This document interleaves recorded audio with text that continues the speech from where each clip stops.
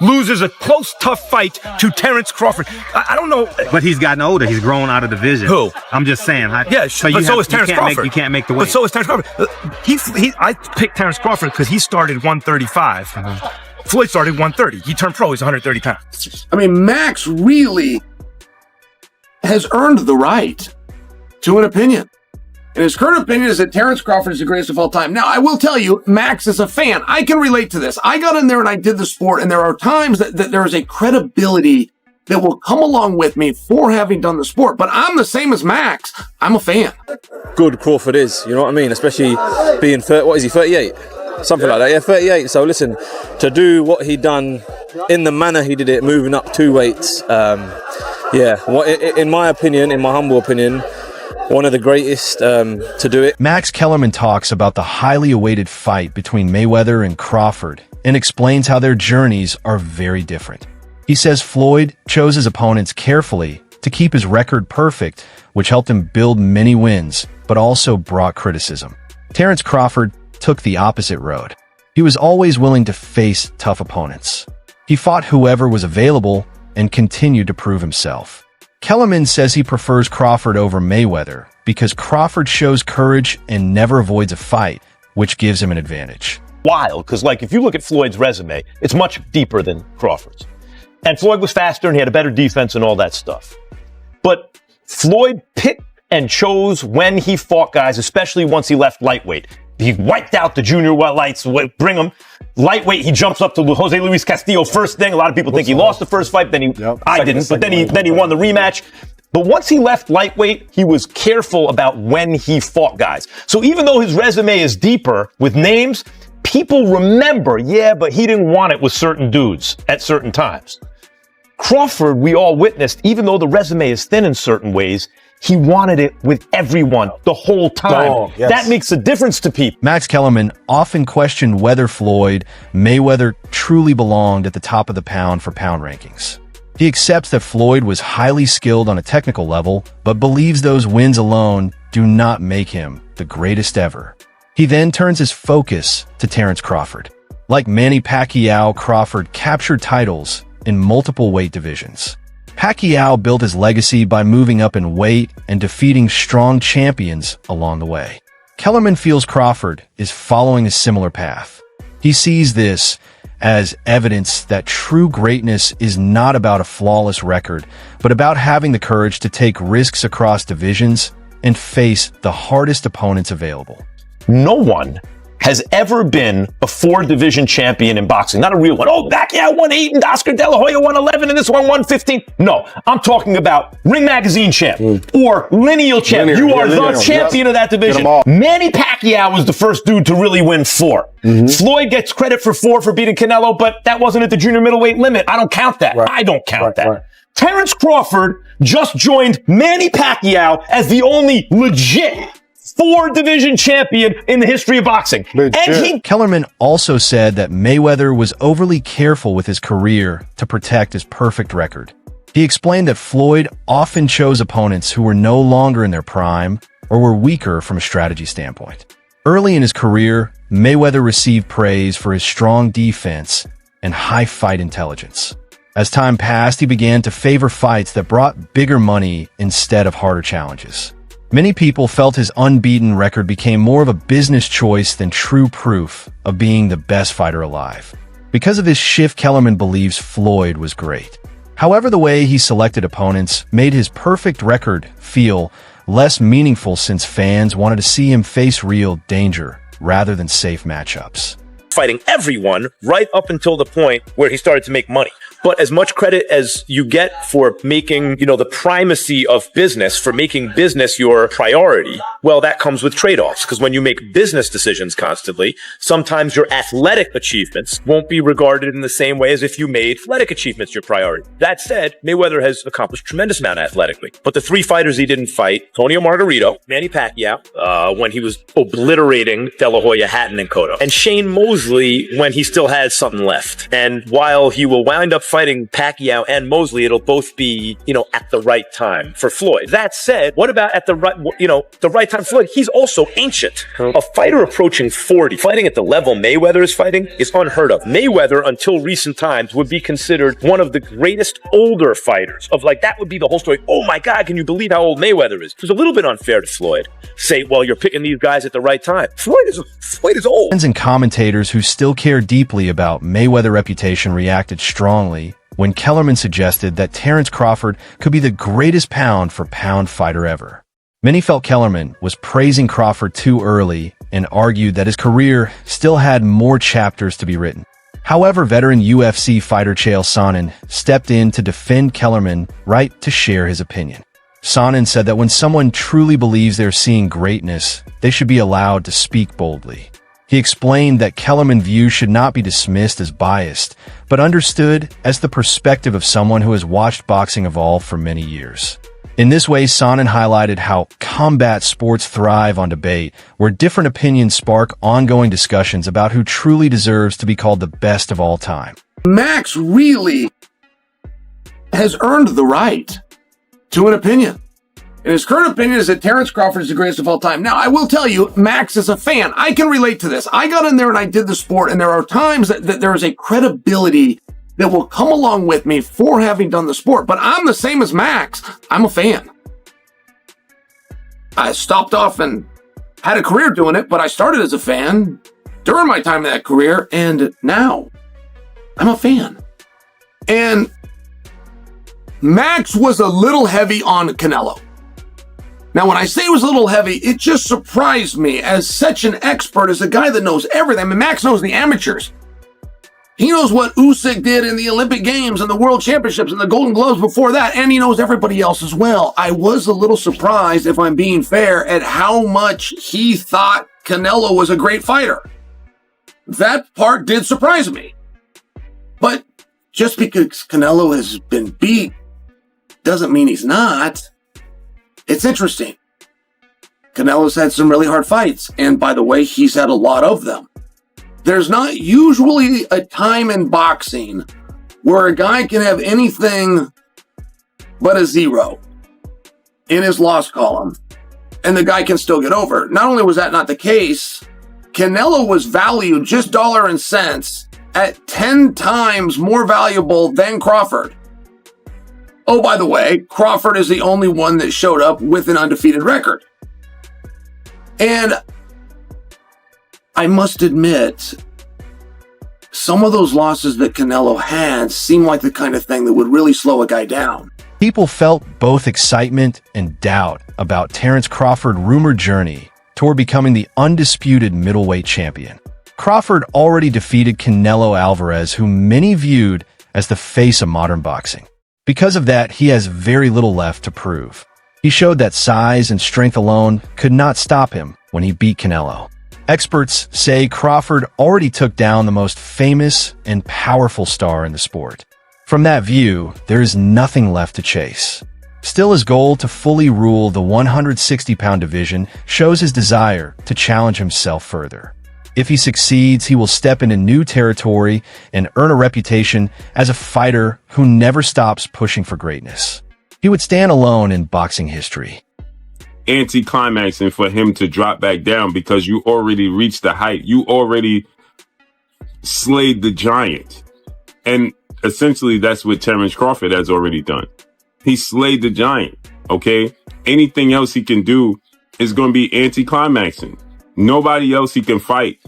Canelo Alvarez has 63 wins, 3 losses, 2 draws, 39 wins by way of knockout. Canelo Alvarez is the face, or was the face, of the sport of boxing, right? And you defeated him and outclassed him. Everybody expected you to get knocked out. It was a money grab.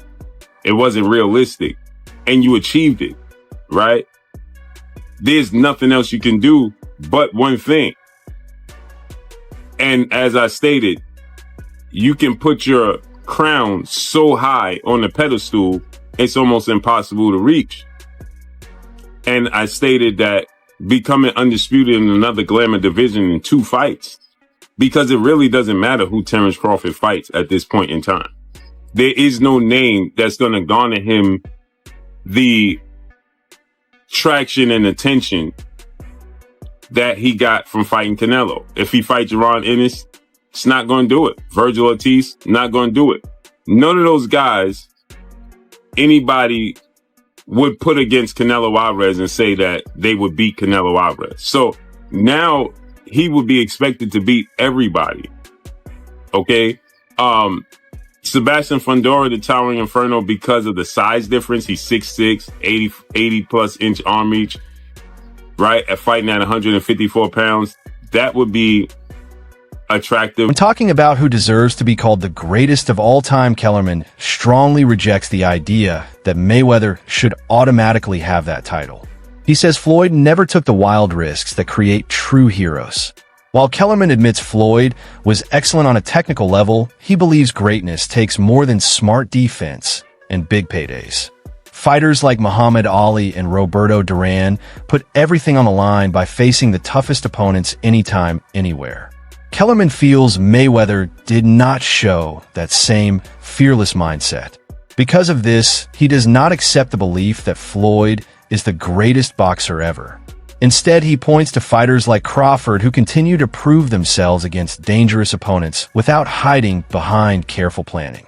Rocky Marciano was 49-0. Before Floyd got to 50-0, he was a heavyweight champ. Did anyone ever consider Rocky Marciano the GOAT? No, not seriously, no. Why would Floyd be considered the GOAT? Because he beat more fighters than Rocky did, more great ones? That's true. But really, Floyd was careful in the way he selected opponents. Don't get that twist. It's not that Floyd didn't fight a lot of great fighters. He did. It's not that I don't think he would have beaten a lot of the tougher fighters than he fought. I think he probably would have, but he didn't do it. He waited. He waited till Pacquiao wasn't at his best anymore. He didn't fight Margarito when Margarito was tearing everyone up. He waited for the right time to fight people. He got paid twice as much for fighting Pacquiao in a less dangerous fight than he would have had he fought him when everyone wanted to see him fight. Floyd is among the all-time greats, but he ain't number one. Hamza Shiraz, a British boxer, praised Crawford for the way he has shaped his reputation.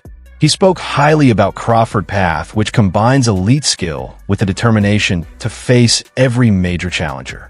Shiraz said it was a privilege to watch a fighter rise to championship level with such control and confidence that it appears effortless. Crawford's journey matters to him not only because of the victories, but also because of the lesson behind them. True greatness comes from facing the toughest challenges head on instead of avoiding them. In this way, Shiraz reflects the growing number of fighters and boxing fans who believe Crawford run may be the greatest ever. I was saying it, oh mate, I had it totally wrong. But it just goes to show how good Crawford is, you know what I mean? Especially being 38? Something like that, yeah, 38. So listen, to do what he done in the manner he did it, moving up 2 weights, in my opinion, in my humble opinion, one of the greatest to do it, one of the greatest to step foot in it. You know what, it was an honour to watch himself and Canelo live ringside. So the outcome of it wasn't ideal because if Canelo won, I would have been in line next.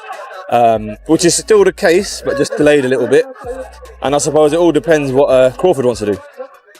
I saw a post from Umar actually, who put out before the fight, said, I really want my boy Hamza to win, but I think that Crawford will win. And I think a lot of people kind of possibly have seen that sentiment of they want him to win for you, but at the same time, a few people I spoke to picked Crawford to win. Yeah, no, exactly. And it was a split of opinions, wasn't it? It was very, very divided.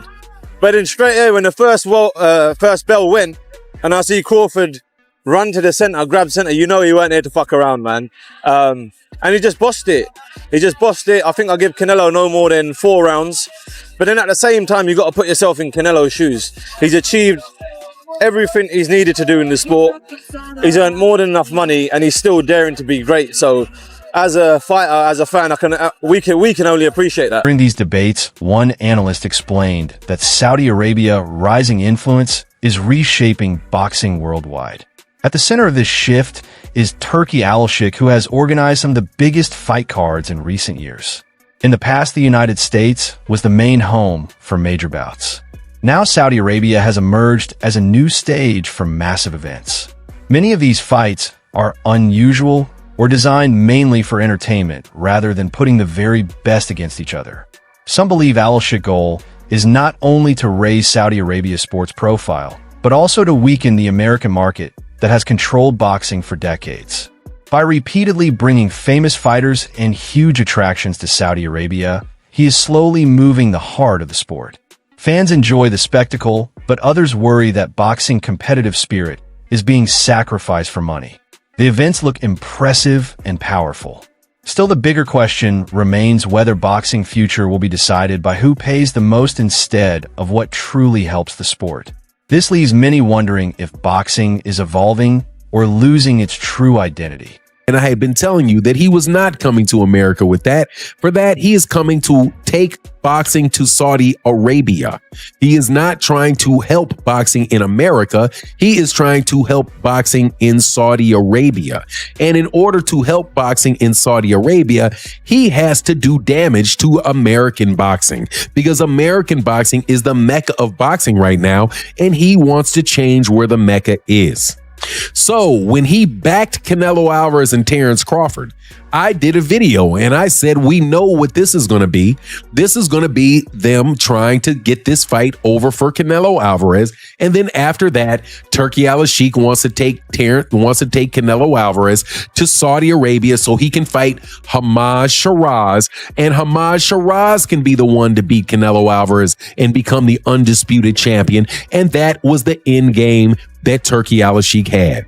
So let's now talk about the fight that was necessary for Canelo to win in order for Turki's plans to come off. Terence Crawford had to lose to Canelo Alvarez. In the fight itself, as I have witnessed and many people have witnessed, that was not a close fight. That was a fight in which Terence Crawford won, and won convincingly. The fight was probably close up until around round 4 or 5, at which point in time Terence Crawford pulled out and pulled away and dominated that fight. Many experts, including myself, say that Terence Crawford won all but maybe 2 rounds. And there are some people that said that they didn't think Canelo won any rounds convincing. Crawford defeated Canelo Alvarez. It shook the boxing world and became the moment that defined his career. The win did more than strengthen his record. It also brought him massive financial success, with reports of earnings reaching hundreds of millions. Experts said this placed Crawford in a rare position where elite skill and financial reward came together at the same time. Soon after, people began debating his next move, since he had already taken down one of the biggest names in the sport. Many viewed this victory as proof that Kellerman and others have been right all along. Crawford's reputation does not rely on careful protection. It is built by facing the toughest challenges possible. The respect he has earned by proving himself as an all-time great matters far more than the money he made. Now 42 anno with 31 KOs, defeated Saul Canelo Alvarez 63-3-2. Moving up 2 weight divisions was a brilliant performance. We're going to analyze the actual performance and how good he was technically, tactically, physically later on in the show, and we talk about the pound for pound list, Spencer and I. But what I want to ask you is, given that the judges scored it 115, 113, 115, Tim Cheatham 115, 113, Max DeLuca 115, 113, Steve Weisfeld 116, 112. Yeah, 116, 112 is 8 rounds to 4. I had it 9 rounds to 3. I could even have scored it 10 rounds to 2. How did you have it? Yeah, I had it 117, 111. I thought the scorecards 9 to 3 then, yeah? Yeah, I thought the scorecards were way too close. But that was always going to happen with Canelo Alvarez to beat him in Vegas. We've seen a few fights go close before. Triple G was one that comes to mind straight away, where I thought Triple G had won the first fight for sure, and it didn't go his way. Imagine this, Spence. If Terence had tripped over Canelo's feet late in the fight, let's say he tripped over and they'd scored that a knockdown, it would have been a majority draw. Yeah. And we'd have been screaming blue murder, wouldn't we? We'd have got a rematch. Yeah. We might still get a rematch. I was going to say that, by the way. That's the only place now for Canelo Alvarez to go to. We know he's still got a couple of fights left with Riyadh season in his contract. I think he'll become like a Ronaldo, a Cristiano Ronaldo for Turkey Al Sheikh. That's what he seems to be setting up as. Get him 2 or 3 more fights, keep him busy, make him a brand ambassador for Riyadh season, get the Mexican audience to know, because obviously there's a big PR going on for Saudi Arabia. They want to conquer America, Latin America. They want to be known out there. That wraps up today's video.